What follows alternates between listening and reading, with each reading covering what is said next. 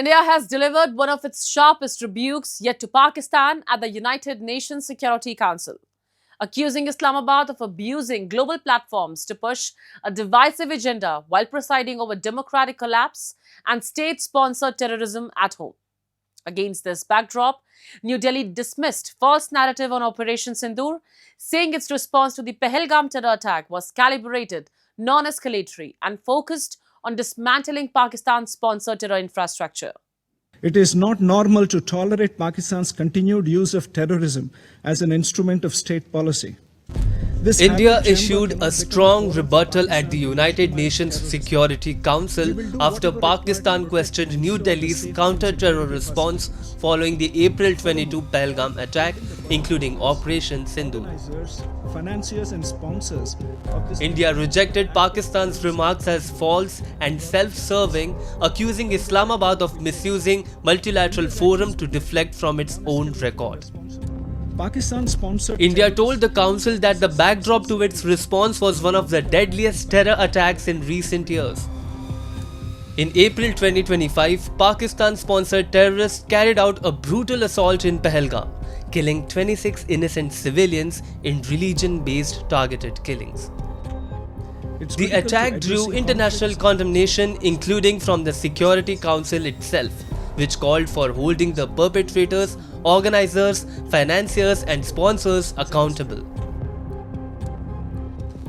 India's actions were measured, non-escalatory and responsible, and focused on dismantling the terrorist infrastructure and disabling terrorists. Till 9th of May, Pakistan was threatening more attacks on India. But on the 10th of May, the Pakistani military called our military directly and pleaded for a cessation to the fighting. The destruction caused to multiple Pakistani air bases by the Indian operation, including images of destroyed runways and burnt-out hangars, are in the public domain. India also questioned Pakistan's suitability to sit on the Security Council, arguing that a state which prioritizes vendetta politics and misinformation over peace cannot be expected to uphold the Council's responsibilities. New Delhi firmly rejected Islamabad's claim that Kashmir must be resolved through UN resolutions, reiterating that the matter is internal to India and constitutionally settled. But the sharpest criticism was reserved for Pakistan's domestic political trajectory, one that India described as a stark contradiction to its rhetoric about the will of the people. Ambassador Harish highlighted the imprisonment of former Prime Minister Imran Khan, the banning of his political party and sweeping constitutional changes that consolidate military power beyond civilian oversight. Pakistan is well advised to introspect about the rule of law.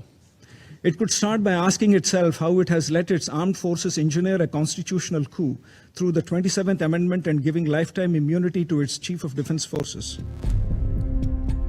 Imran Khan has been behind bars since August 2023, with reports of prolonged solitary confinement.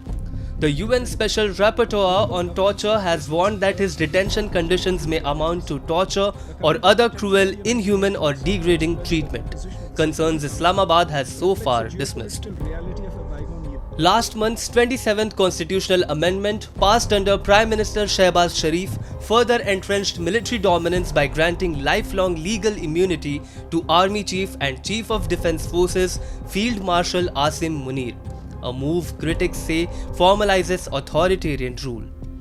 How it has let its armed forces engineer a constitutional coup through the 27th Amendment and giving lifetime immunity to its Chief of Defence Forces. India also addressed Pakistan's allegations over the Indus Waters Treaty, underlining that New Delhi entered the agreement 65 years ago in good faith, despite enduring decades of conflict and terror emanating from across the border. It is against this backdrop, India said that it has decided to place the Indus Waters Treaty in abeyance, a calibrated move framed as a response to Pakistan's failure to dismantle its terror infrastructure.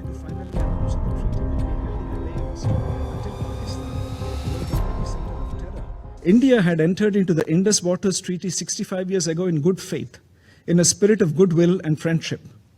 Throughout the 6.5 decades, Pakistan has violated the spirit of the treaty by inflicting 3 wars and thousands of terror attacks on India. Thousands of Indian lives have been lost in Pakistan-sponsored terror attacks. India was compelled to finally announce that the treaty will be held in abeyance until Pakistan, a global epicenter of terror, credibly and irrevocably ends its support for cross-border and all other forms of terrorism. India concluded its intervention with an unambiguous warning that terrorism will be met with resolve, not restraint.